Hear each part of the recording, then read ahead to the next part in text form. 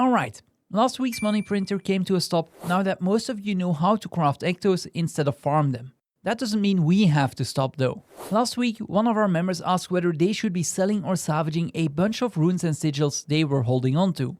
It's a simple question, but the answer is a bit more complex. Before diving into the actual numbers, let's first understand how salvaging upgrades works. The first thing you need to know is that your salvage kit does not matter, so a copper-fed salvage-o-matic or a basic salvage kit will do the trick. The second thing is what each rune or sigil could possibly yield, which is where the numbers come in. Don't worry if you're not keen on calculating all of this yourself, I made a spreadsheet that does the heavy lifting for you. I used the salvage rate research from the GW2 wiki, but I noticed that there's far more information available for runes than for sigils. My guess is that we should use the former for both, so I set up the spreadsheet so that you can easily change these yourself.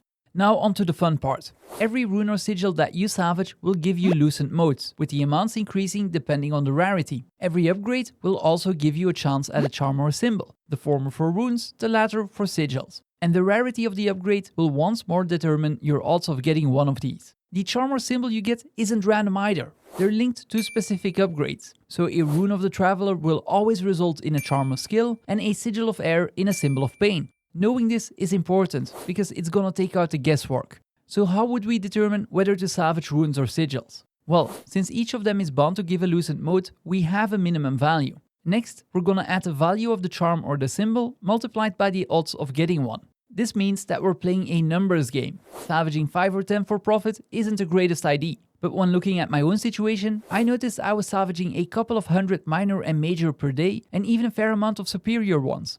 These don't even come from the trading post, by the way, just from playing the game, usually in the form of unidentified gear.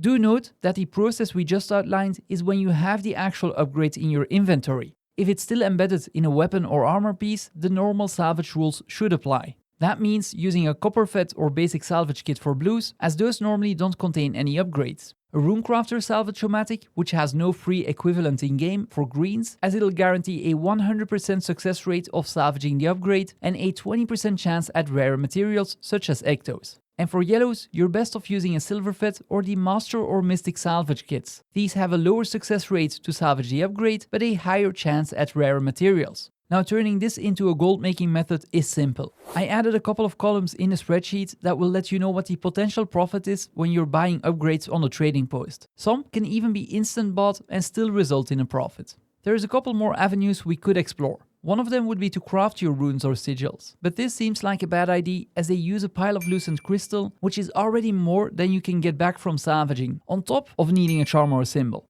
Another option is that there still might be some vendors in the open world where you can buy the upgrades for karma and salvage those. I'd rather not do this, as ArenaNet has a history of banning players for these practices, citing its abuse of the in-game economy. So for now, the trading post seems like the ideal method. Anyway, that's it for now. You can find the spreadsheet on the Phamily Discord, and as always, happy salvaging.